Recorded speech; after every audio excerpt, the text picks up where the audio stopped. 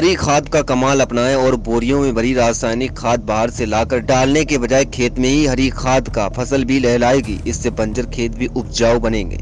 बुंदेलखंड के प्रगतिशील किसान असलम ने अपने खेत में हरी खाद की फसल लहलाकर बुंदेली किसानों को राह दिखाई। ये कहा कि सरल व सहज तरीकों और कम लागत से हरी खाद की खेती करके पैदावार बढ़ाई जा सकती है।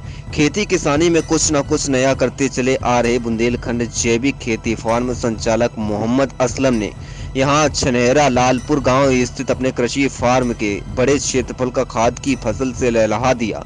उन्होंने बताया कि रासायनिक खाद और अन्य जहरीली रसायनों के इस्तेमाल से खेती बर्बाद हो रही है।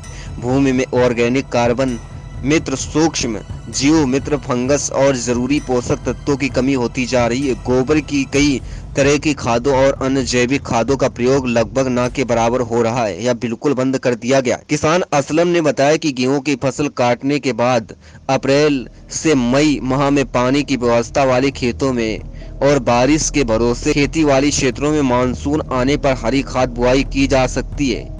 बताया कि हरी खाद के लिए तेजी से बढ़ने वाली दलहनी फसलें ढैंचा, सनई, लोबिया, ग्वार, मूंग, उर्द आदि की बुआई की जा रही है। अपने अनुभव का हवाला देकर बताया कि हरी खाद के लिए ढैंचा व सनई सबसे ज्यादा मुफीद है। ढैंचा अंकुरित होने के बाद पानी की कमी या सूखा सह लेता है।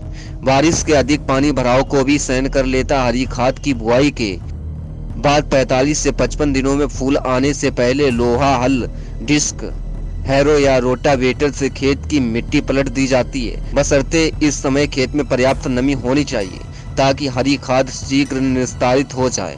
खाद पलटते समय खेत में घन जीवामृत वेस्ट, डिकम्पोजर या सरसों की खली का इस्तेमाल करने पर हरी खाद की फसल जल्दी मिट्टी में मिल जाती है। प्रगतिशील किसान असलम बताते हैं कि हरी खाद के इस्तेमाल से मिट्टी को भौतिक रासायनिक संरचना एवं सुधार होता है। भूमि में देशी केंचुओं की वृद्धि होती है। फसलों के लिए जरूरी सभी मुख्य व सूक्ष्म पोषक तत्व, ऑर्गेनिक कार्बन, विटामिन, मित्र, बैक्टीरिया आदि भी बढ़ जाते। भूमि में नाइट्रोजन भंडारण होता है। इसमें भूमि उपजाऊ होती है।